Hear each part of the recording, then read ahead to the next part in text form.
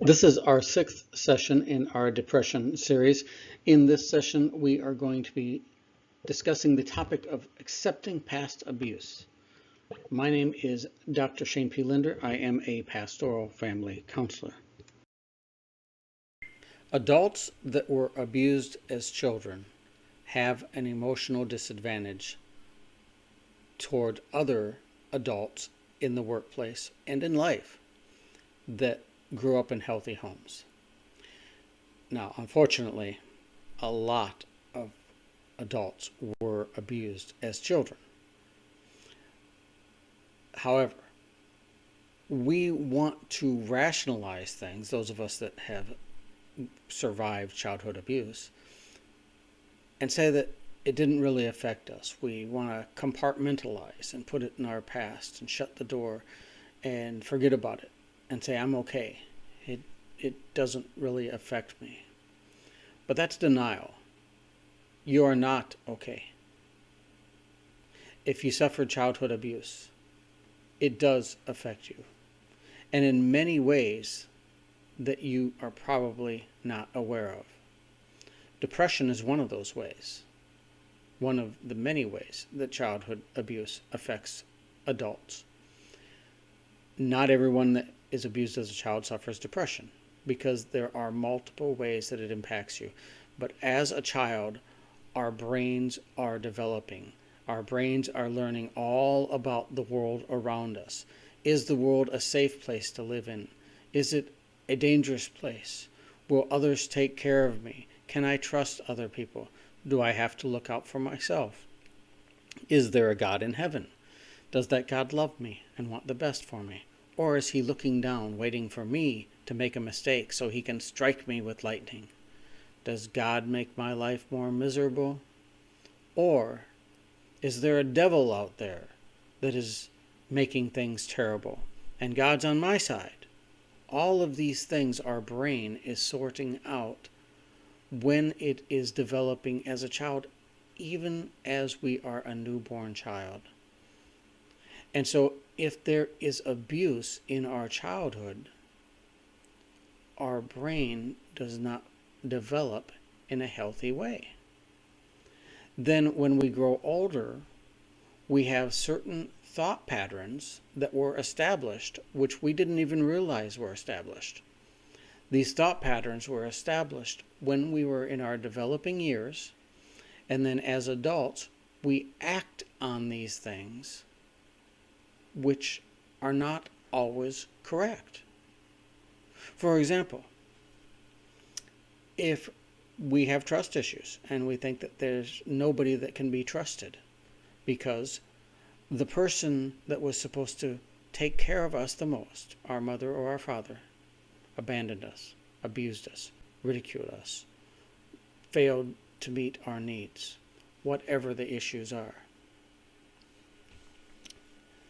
then we are not going to develop properly. Now, there's multiple forms of abuse, so let me talk about that for a moment. There's physical abuse. Seems pretty clear, right? Your mother or your father, your brother or sister, school teacher, whoever it is, strikes you, injuring your body physically. That is what we call physical abuse. Then there is sexual abuse. Now, sexual abuse has a few different forms. Of course, any sexual advance where they're touching your genitalia or causing you or making you touch their genitalia, that is clearly sexual abuse. But sexual abuse can also be exposure. Maybe your parents or your older siblings, maybe younger siblings, were watching pornography and exposed you to pornography. Maybe not just once, but on a regular basis. That pornography could have been part of your childhood. That your siblings were watching it. Maybe you had a sibling introduce you to pornography and masturbation, and the two of you masturbated together. Maybe it wasn't a sibling, could be an uncle, a cousin, aunt, whatever it was, introduced you to this form of media. It could be music with sexually explicit lyrics. Your parents or your cousins or whoever were listening to this type of music, and that engaged this concept of sexuality, which is entirely an unbiblical concept, and that could warp your thinking on sexuality. And as a result, there's issues when you grow older. If a young child is exposed to this promiscuous sexuality, even though they're not involved with it, it tends to normalize it and warp the concept of sex. See, God created sex for human bonding. It's created for marriage, where a man and a woman get married, and when they have sexual relations, the brain actually produces oxytocin, or I'm probably mispronouncing that, but it's a bonding hormone that bonds the two people together. It's also produced if you were to hug somebody and hang on to them for at least 20 seconds, I think the time on that is, that your body starts producing this bonding hormone.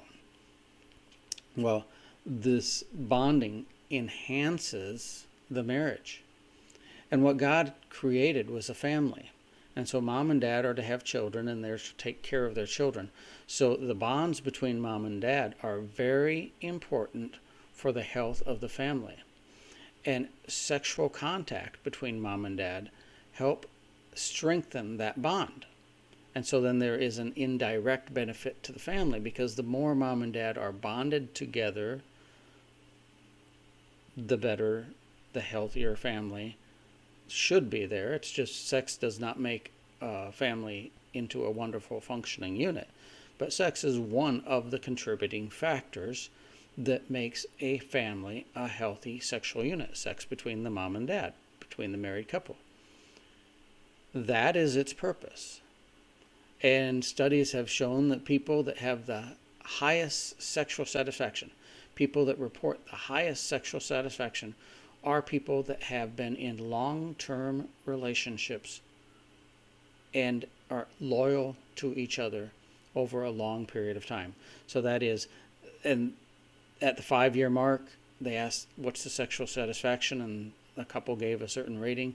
And then they come back at the 10-year mark and the 15-year mark, and they find that the longer a couple is together, generally, the greater sexual satisfaction they have.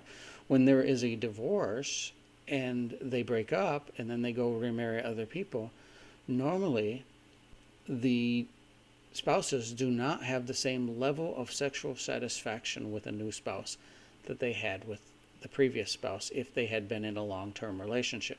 It takes years for them to build up to that. Of course, there's exceptions, and at the beginning of any sexual relationship, there's a honeymoon period where the sex is great, even though they haven't been with each other a long period of time. But the novelty of that wears off, and the studies show that sexual satisfaction comes from being with one person long term. Childhood sexual abuse can mess things up, even if it's just being exposed to pornography or music with sexually explicit lyrics.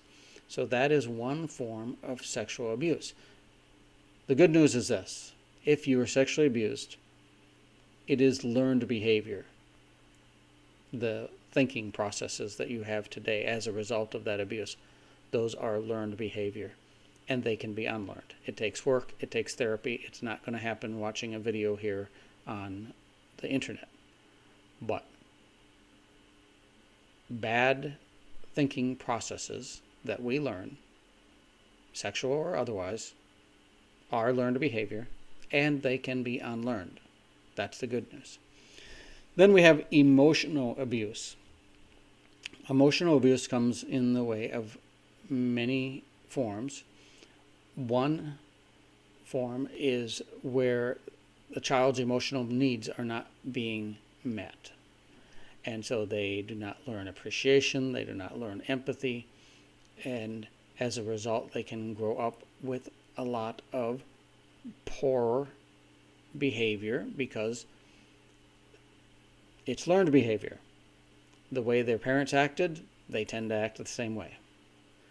Then the fourth form of abuse is neglect. And that does a lot of damage to a child. Much more than what we would think. A lot of adults that have emotional issues can tie it back to neglect. And they don't see it so clearly because they may have come from what is considered to be a functional home. Mom and dad may have both attended church and been religious, and they may have had a lot of friends, and there was no screaming and there was no yelling in the home. There was no physical abuse. There was no sexual abuse. But mom and dad both had a career, and they didn't take time to spend with their children, and so they neglected the children a lot. By their actions, they were telling their children that other things were more important than the children were. And so these children have issues. Oftentimes it happens in the teenage years, and the parents wonder, why are we having these issues? We are church-going people. We obey the commandments. We study our Bibles, and our children are misbehaving and having issues. And that is often tied to neglect. So it's not an obvious form of abuse, but it is a form of abuse. Now I want to talk about verbal abuse, and I purposely didn't bring this up when I was talking about emotional abuse, because verbal abuse is a form of emotional abuse, but I wanted to spend a little bit of time on it separately. Verbal abuse can come in the form of threats, name-calling, cruel insults, and humiliating, and the silent treatment. Those are all forms of verbal abuse. Now notice what is not there. Think about that. What is not in that list that you would expect to be in that list of behavior for verbal abuse? Yelling, screaming. That is not there. The tone of voice that we use and the volume that we speak with is often caused by the culture that we are in. It is better to use a soft voice, a stern voice at times to get your point across, than to yell. Yelling is not a preferred method of abuse. But yelling by itself is not verbal abuse. If you scream at a child, telling that child to pick up their room, that is not verbal abuse. It may not be the best form of communication, but you're not communicating anything to that child derogatory, like threats. Screaming at that child and telling that child to clean up their room, or they're going to have to sleep outside that night, or that you're going to beat them until they are black and blue, or that nobody will ever love them.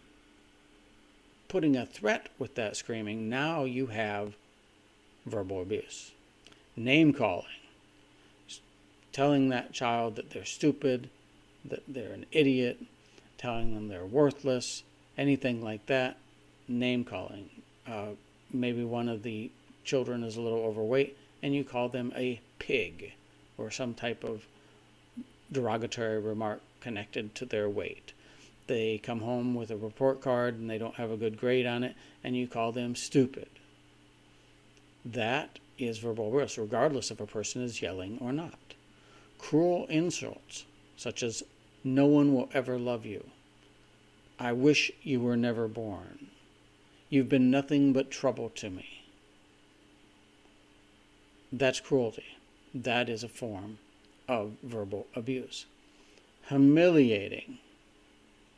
Child asks you if you can buy something from them in the store, and you yell at them and tell them, I don't have any money. We can't buy that stuff. And other people or children turn their head and look, and your child feels humiliated. Humiliation is an incredibly damaging form of verbal abuse. And it could just be humiliating a child in front of their brothers and sisters. It is very damaging. And they often repeat it when they get older. So you humiliate your child, or your mother, your father humiliates you as a child, and then when you are older, you use that same tactic on other people. Learned behavior. Very damaging. The silent treatment. Well, how is the silent treatment verbal abuse? Well, it's lack of talking. And the silent treatment sends a lot of negative messages to a child. So these are all types of abuse, and I don't know if you identify with any of those. Any of those were part of your childhood. But if they were, they could be contributing to your depression. Okay, let's talk about this topic of emotional abuse a little more. And as I just mentioned, the verbal abuse issue, verbal abuse, I set it aside from the rest of the emotional abuse issues because it's often talked about separately. People, when they talk about abuse, they'll sometimes say, I was verbally abused and I was emotional abused, as if those are two different things. Well, verbal abuse is considered emotional abuse, but there are other forms of emotional abuse. Now, let's get honest with ourselves. We don't want to accuse people of emotionally abusing us because of some isolated thing that they did. Emotional abuse is a compilation of factors. There's no one thing that a person does that constitutes emotional abuse. So if your mother or father on occasion got angry at you and screamed and called you a name like stupid or something like that, and it was not habitual, it didn't happen all the time, it happened occasionally, and that's the only thing they did that could be considered emotional abuse, well, that by itself would not be considered emotional abuse. Emotional abuse is the compilation of factors, multiple factors in play. Lack of affection, for example, is emotional abuse. That is, affection comes in the form verbally, where you're giving compliments and told how good you're doing things and how much you're appreciated. Or can also come in the physical form, where you're given a physical pat on the back. Your dad walks up behind you and gives you a pat on your back. Or a hug. Your mom gives you a hug. These types of things are affection. And lack of affection is emotional abuse. But of course, if your dad never gave you a pat on the back, or your mom never gave you a hug, and if that's the only thing, that would not constitute emotional abuse. There has to be a multitude of factors. Shaming. What is shaming? Guilt. When we feel guilty about something, it is because we feel that we have done something wrong. Shame. When we feel shame, it is because we feel we are bad. So guilt is when we have done something bad. Shame is when we take that on as an identity. We are bad. And oftentimes, those that struggle with shame got their sense of shame from their parents. Their parents shamed them. You are bad. I can't believe you did this. You always do this. To the point that the bad things we do become part of our identity, and that is shame. Witness the abuse of others. This is emotional abuse. So if your father beat your mother in front of you, or abused your mother in other ways in front of you, and you had to witness that abuse, even though your father was not abusing you directly, by abusing your mother in front of you, that was emotional abuse. Or if your mother abused one of your siblings and always did fine to you, never hurt you, but was abusive towards one of your siblings, that is emotional abuse. That is indicator of emotional abuse. Isolate from others socially. So your parents never took you out anywhere, didn't allow you to socialize with other people. That is a form of emotional abuse. Performance-based acceptance. Wow, what is that? Have you ever heard of performance-based acceptance?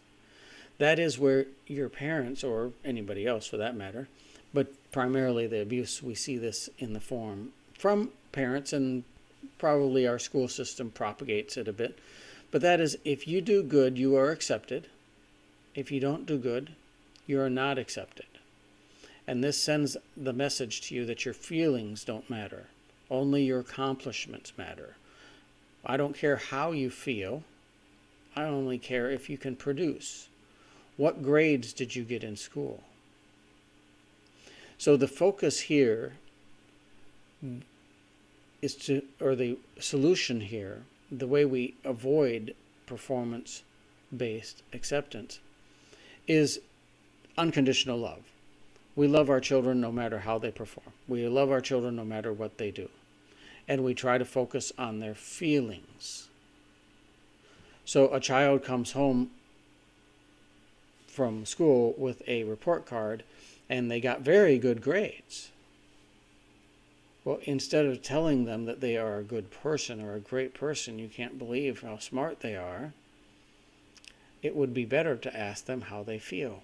Wow, how does it feel getting a grade like that? I bet that feels wonderful. Their feelings, how they feel about that accomplishment, is more important than the accomplishment itself. Because if they came home with all C's, then what?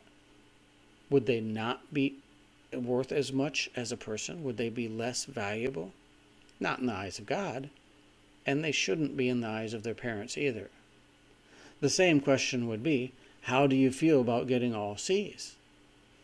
And the child may say they feel relieved, that they were worried they were going to fail some classes, and they're glad that they passed.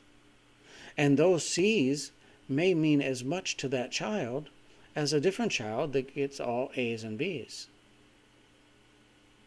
And if you're not in the United States, our system of grading here in the United States is an A through F, so it's a letter grade system. A C is considered average, A is considered above average, and B is considered slightly above average. On the percentage scale, a C would be around a 75% score. A B would be around 80 to 85, and normally A's are 90% or more, just depending upon the school and the class you're taking. You know, some classes will not give an A unless the student gets 94 or 95%. But again, it depends upon the class. Generally, that's the case. So a lot of schools will give a C at a 70%. Okay, and some, if it's a very difficult class and hard concepts, some will even go all the way down to 60% for a C. That's unusual. But just if you're not in the United States, just to give you an idea of our grading system and what I've been talking about here. Accusations or paranoia. Being falsely accused of things, you know, maybe one of the parents can't find their hairbrush and they start accusing the children of taking their hairbrush or doing something with their hairbrush. And that type of accusations, those types of accusations are a form of verbal abuse. Thwarting one's goals. So a child has a goal, maybe getting on the basketball team or getting a good grade in one of their classes or getting chosen for the play at church, whatever the goal is. And then the parent or maybe an older sibling works against them to thwart their goals so that they cannot achieve those goals. That is a form of verbal, or not verbal, but of emotional abuse. And making one question their sanity. Trying to make a person think that they're not all there, they're crazy. And this also ties in with verbal abuse many times, because they're accusing somebody of being crazy. Only a crazy person would think that. You should be on medication. You need to go see a psychiatrist. Those types of comments are and can be emotional abuse. So emotional abuse is really a combination. It is a combination of many factors that come together to constitute emotional abuse. If you just have one or two factors by themselves, then that would not be considered emotional abuse.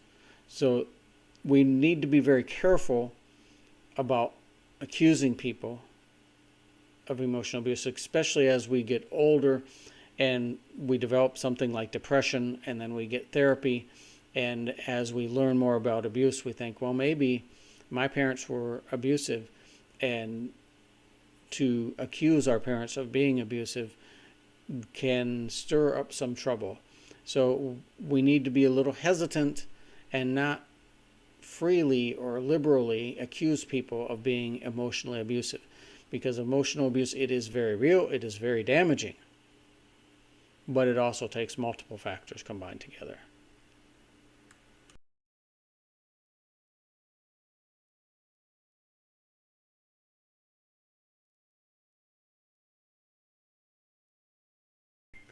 There are a lot of us that suffered childhood abuse, and we want to pretend like nothing happened. We're okay now. And we want to pretend like it doesn't affect us. And so then the abuse is unresolved. Unfortunately, it does affect us. And one of the things we often see is anger. Now, this anger is going to be misdirected. We get angry at our spouse, we get angry at our children, we get angry at our workers, we get angry at school teachers, we get angry at the police, because we have this unresolved abuse from when we're a child. And so things irritate us as an adult. We become irritable, and we vent our anger towards people that we think are deserving of it. And if we dealt with our childhood abuse, we could become much more tolerant of other people's imperfections around us. The world we live in would not change, but we would not be disturbed so much by it. Anxiety, that's another way that the world around us disturbs us. Excessive worry, questioning ourselves, thinking that we're not going to make it. There's all types of form of anxiety, and anxiety is often tied to unresolved abuse. Hypervigilance. Hypervigilance, there's some different forms of it. We can be very paranoid that people are out to get us, or we could just be super sensitive and irritable. So we, ties back to the anger. We lose our temper very easily because we are hypervigilant. Those hypervigilance and anger can tag team against us, cause us a lot of problems in life, and both of them can be tied to unresolved abuse. Substance abuse, smoking dope, drinking beer to excess, abusing alcohol. Those things are often caused by unresolved abuse. Lack of trust.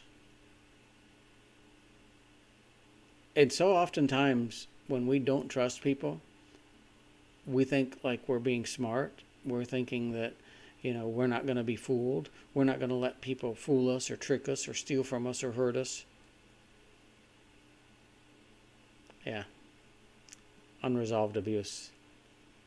We build up walls around us so that we try to protect ourselves with those walls. And those very walls prevent us from experiencing the deep relationships that God has designed for us to feel. Deep relationships provides us the greatest quality of life, much better than a big house or a fancy car or designer clothing. Having a deep relationship with 2 or 3 people that love you unconditionally, that can't compete. No material item can compete with that. But unresolved abuse can cause us to have trust issues and prevent us from having those deep relationships that improve our quality of life so much. There's also physiological issues, such as disturbed sleep, blood pressure, weight issues, digestive issues. All those things can be caused by unresolved abuse. So it's very beneficial. It doesn't just help out our depression. It is very beneficial to deal with abuse. And like I said, if you have not done that already, I suggest getting a counselor, either a pastoral counselor or a professional counselor, and going through that. A lot of times it doesn't take that long. Sometimes some people can work through their abuse in 2 or 3 months. So it's not like you have years of psychotherapy that you have to do to deal with that abuse. The benefits are incredible.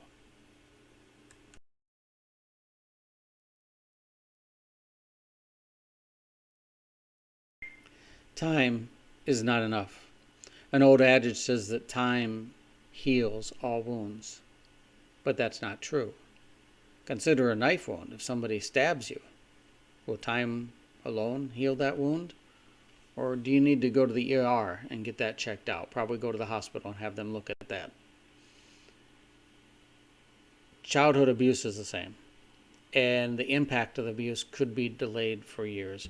Let's talk about Jack.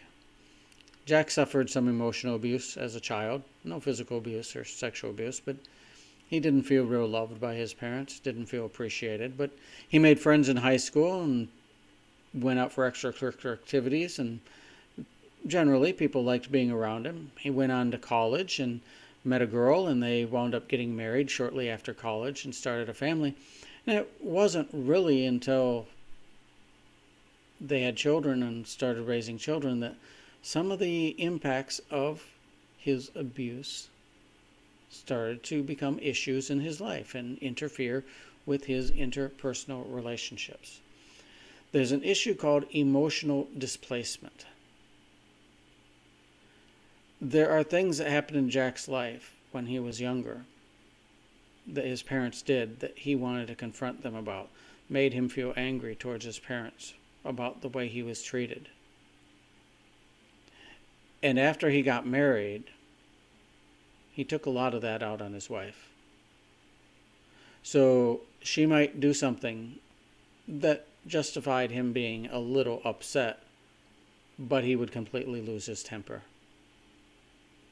He never became physically abusive with her, but he repeated a lot of the verbal abuse that he was exposed to as a child.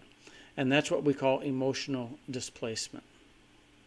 And that can be very destructive in our interpersonal relationships, because the issues the abused child has is with the abuse that took place in their childhood, not their present day circumstances. But they're using their present day circumstances to try to deal with the abuse from their past. And that causes all sorts of problems. People still struggle with bitterness, insecurity, self-doubt, and shame because they have not dealt with the abuse of their childhood. Building support is often a crucial part of dealing with childhood abuse. We need encouragement. We need people around us that encourage us, not people that push us down, not people that criticize us, not people that tell us the things that are wrong with us. When it is necessary for somebody to tell us something that's wrong with us, there is a way to do that in an encouraging manner. And encouraging people will find that way to tell you, you're going the wrong direction here. This direction would probably be more beneficial. Normally, those people that will encourage us are people emotionally invested in us. It doesn't have to be a high degree of emotional investment. It can simply be a church elder, a church deacon, a pastor. Befriend people. This is the thing. When we go to church, we can interact with other people. Not everybody in the church are healthy. There's a lot of people there that are survivors of childhood abuse. There's people there that are also on their same journey into wholeness, right? This idea of having to deal with issues from their childhood. The point isn't whether or not they have dealt with everything and become this successful, healed person. The direction they're traveling. Are they in denial of issues that they have, or are they recognizing them and doing things to become healthier? Those are the types of friends that we want, and those are the types of friends that will be very encouraging. That's one of the things about 12-step organizations.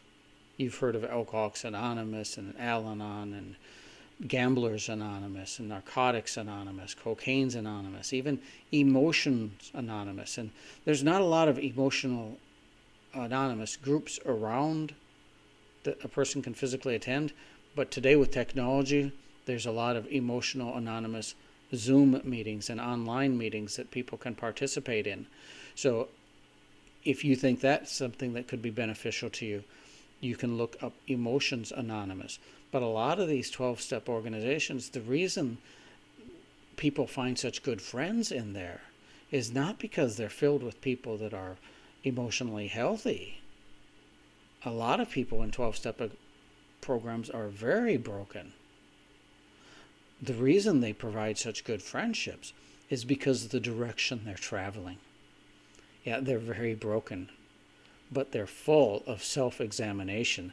They're full of looking for ways to gain emotional health and become healthier people, more beneficial to society. And that is the type of friends we want to look for in a 12-step organization or in a church, wherever. If it's at a country club or a fitness center, wherever we meet people to find friends.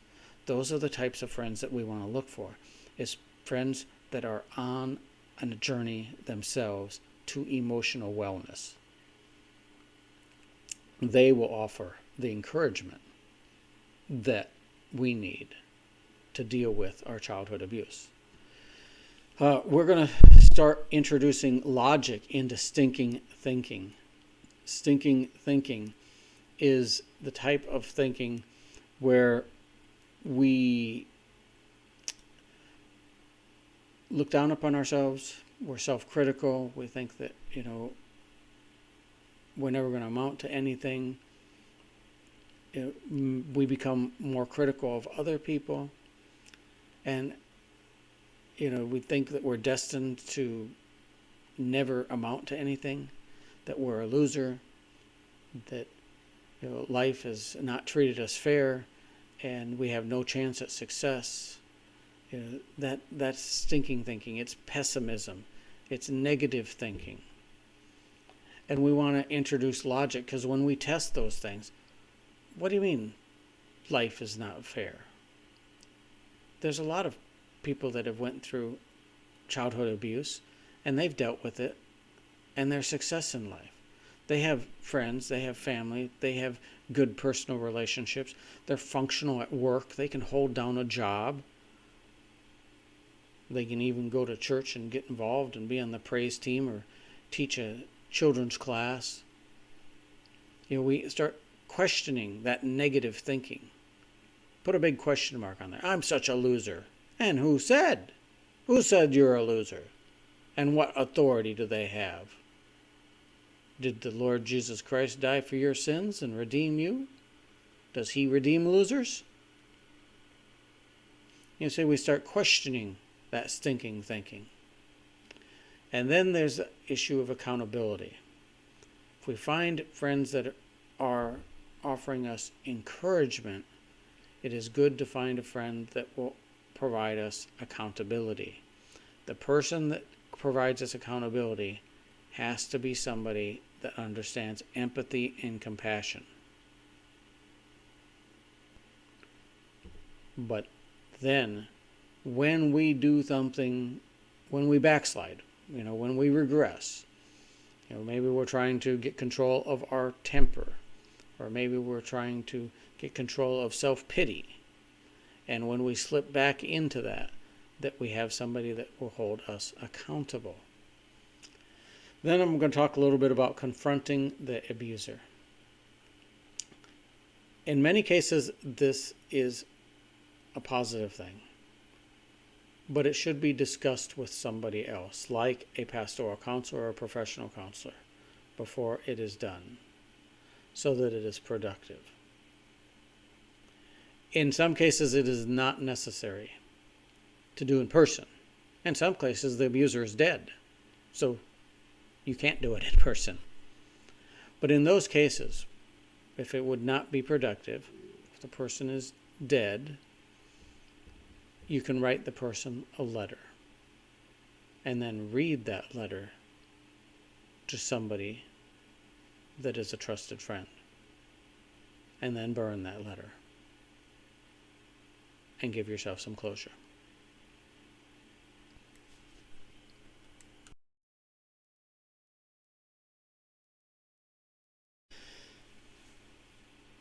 Refusing victimization. Oftentimes, victims of childhood abuse wear a victim label. That is not helpful. We were victims when we were children suffering the abuse. That is when we were a victim. Let's go back to the knife analogy. The man is stabbed with a knife. When the knife is being inserted into him, he is a victim. The perpetrator then takes his money or whatever the guy wants and throws the victim on the ground. He is a victim. He's been stabbed by a knife. What's he going to do about it? He pulls out his cell phone, which fortunately the perpetrator did not steal, and he calls 911 and an ambulance comes and gets him. What's he doing by that? What is he accomplishing by using his cell phone and calling an ambulance? He is trying to survive the assault. He is alive and breathing. He is no longer a victim. Although he is laying there on the sidewalk bleeding, he has his cell phone in his hand and he's calling an ambulance. He's in survival mode. And do you know what we call those people? We call them survivors. He was a victim when the knife was inside him. He was a victim when he was pushed down on the sidewalk. But the moment he pulled that cell phone out and called the ambulance, his status changed from victim to survivor. Now he's in the ER. And the doctor may tell him certain medication that he needs to take and certain things that he needs to do. And given time and treatment, he is healed from that knife wound. And he can say, I am a survivor of a knife wound.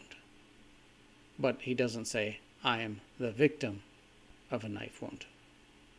And this analogy carries over to childhood abuse. We were victims when we were children being abused. But after the abuse, what did we do? Did we start taking measures to get treatment and to survive the abuse? Or did we lay on the sidewalk, according to the metaphor, bleeding, so that people could feel sorry for us and eventually we die because we bleed out? In my own story, I first got into a 12-step recovery program when I was 15 years old. I realized there was issues in my life. I got into substance abuse as a result of the abusive childhood that victimized me. My first solution was to get into drugs and try to self-medicate. When I realized that that was not a good solution, I got into a 12-step program. And throughout my life, there have been times that I have seen different issues that arise, such as depression, that have caused me to get help outside of or more than just a 12-step program. That is surviving. That is becoming a survivor. So if we're going to be a survivor, we need to learn survivor skills. What are survivor skills? Well, really, it's living like a normal human being. Well, that word normal might be hard to put a definition on it, but what do you think normal is? Normal is, when your wife does something small, you don't lose your temper. You talk to her about it. If your children do something small, you don't abuse them. The normal is following societal norms to the extent that they don't violate the law of God. If you're a Christian, you're going to want to follow the law of God because you realize that's the law of love that He has given to us for loving guidance. In most cases, I can't think of one off the top of my head that society asks us to break the law of God. But if you believe in Sabbath observance, not working on Sabbath, that might be a condition where society may ask you to break the law of God, and you don't want to break the law of God. But normal is basically abiding by societal norms, whatever those norms are in your society. Now, again, there may be norms like a company party asks you to go out and they're serving alcohol, and you have convictions against drinking alcohol or at least abusing alcohol, and you're concerned about your health because of religious convictions you have. I'm not saying that we need to follow society and do everything that society does, because there's probably movies that are objectionable that you may not want to attend and parties that you would not want to go to. Generally speaking, what I'm talking about is how we treat other people with dignity, how we treat our children. Health and Human Services in most states has defined pretty much in detail what they consider to be abuse and not abuse. One thing I did with my children was when we were out in public, whenever they'd go into the bathroom, I would go into the bathroom with them until they were 12 years old, because that was a recommendation. Don't let your children out of your sight until they're 12 years old. And my children started asking me about, my son specifically, Dad, do you always have to go into the bathroom with me? And I would tell him, when you're 12 years old, you can go into the bathroom by yourself. That's just following societal norms. That's what normal looks like. It's just following the norms that are established by society that you do not find morally objectionable. That is what survivor skills look like. Behaving like a survivor. If you had that knife wound and you're bleeding, you might have a little scar tissue, but you're not bleeding anymore. You're not going to act like that. You're not going to be calling an ambulance to come get you because you're healed now, right? You're a survivor. You're over it. Well, those are the skills we want to get to. Now, it takes longer for some people to get there than for others, but that's our goal. We need to be careful about seeing the world through the abuse lens. Well, what am I talking about there? Well, every time that we get upset, if we get into self-pity or if we lose our temper, and saying, this is because of the abuse that I suffered as a child. I have a problem losing my temper. And initially, that is a symptom. It's called emotional dysregulation. It is a symptom of abusive childhood. But I have tools now. And one of those is mindfulness.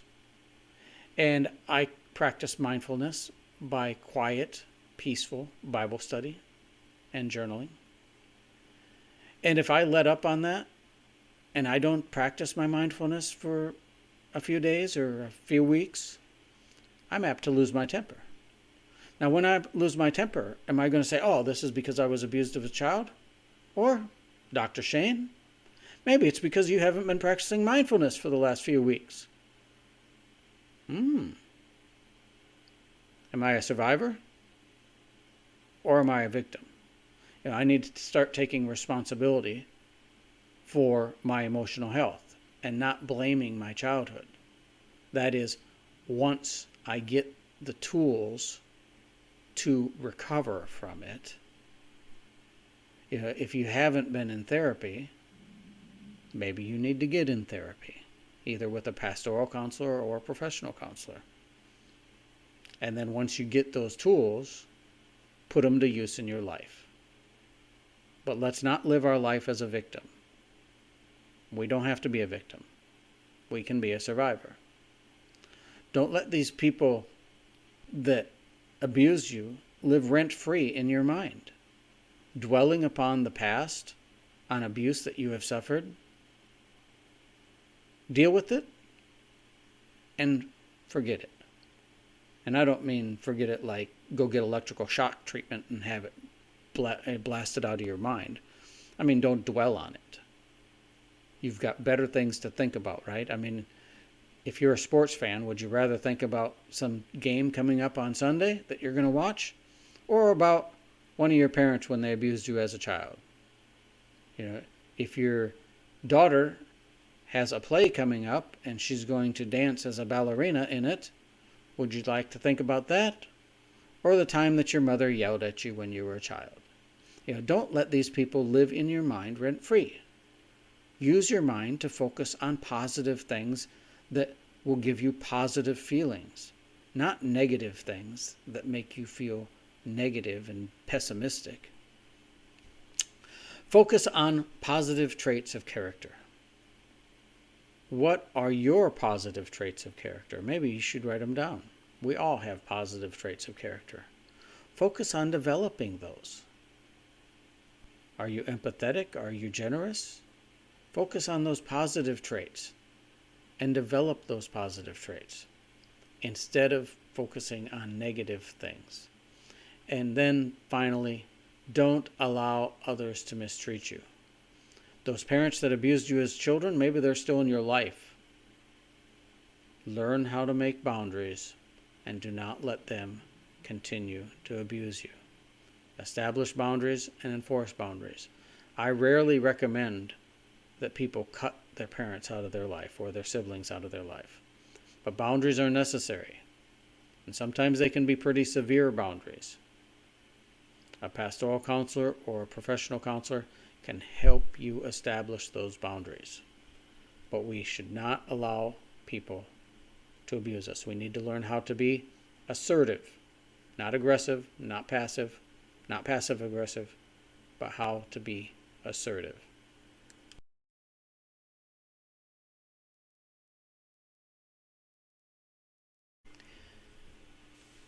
Next, we want to find a calling.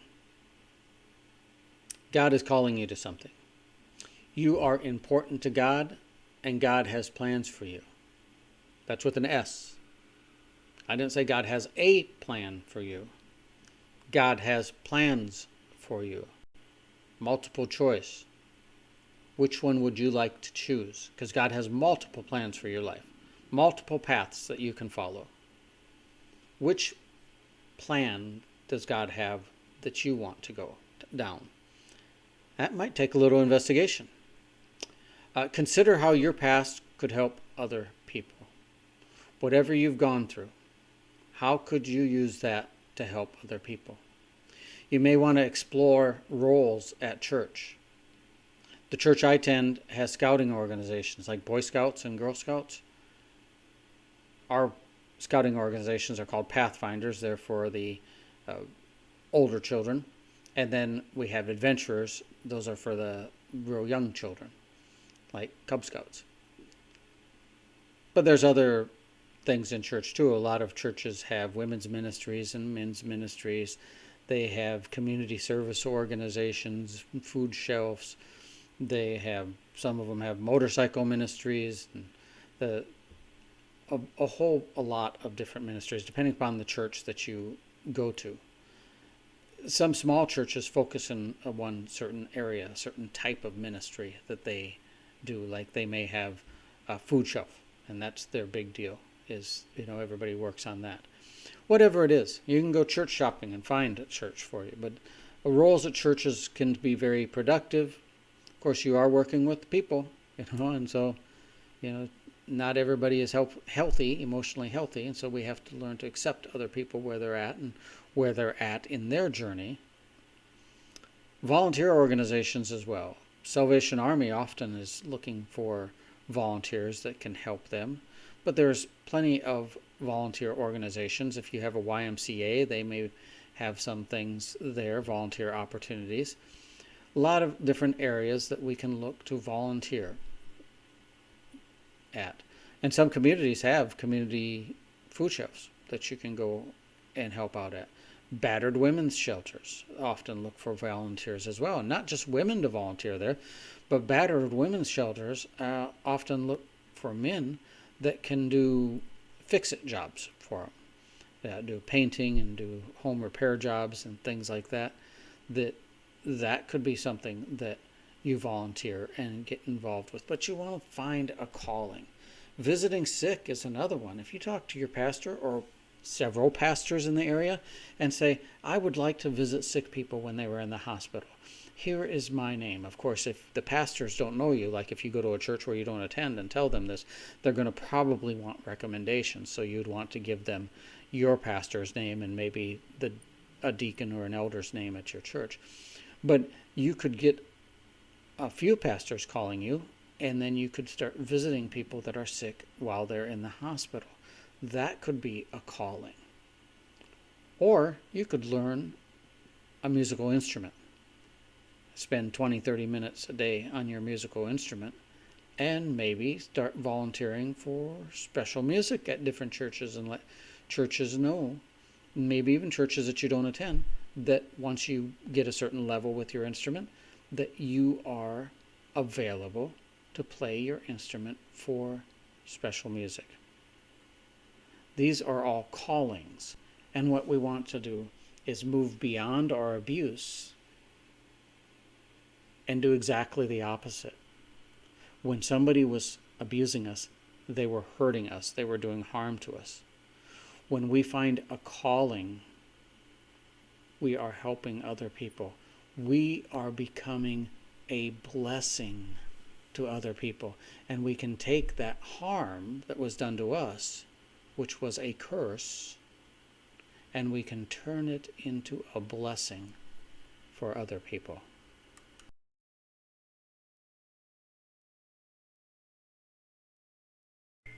In the introduction video, I had mentioned the book Feeling Good by Dr. David Burns. I had suggested that you try to read the entire book by 4 weeks. So hopefully at this point you have finished that. It is very useful for us if we read a book in paper. The mind grabs onto it, memorizes it better. Now that you have read through that in paper, you may want to purchase the audiobook, and then you can listen to the audiobook as you drive around in your car. The next book I would like you to read is Emotional Intelligence 2.0 by Dr. Travis Bradberry. That will also be a very useful book in learning how to live as a survivor. I end all these sessions with a prayer, so I am going to close this now with a prayer. Heavenly Father, we're trying to work through our depression, and those of us that have childhood abuse know that that plays a role in the depression that we are experiencing now. So we ask you to put the people in our lives that would be beneficial and that would help us put this abuse in the past so that we can find a calling and to better serve you and to follow a path that you have for us. We pray all these things in Jesus' precious name. Amen.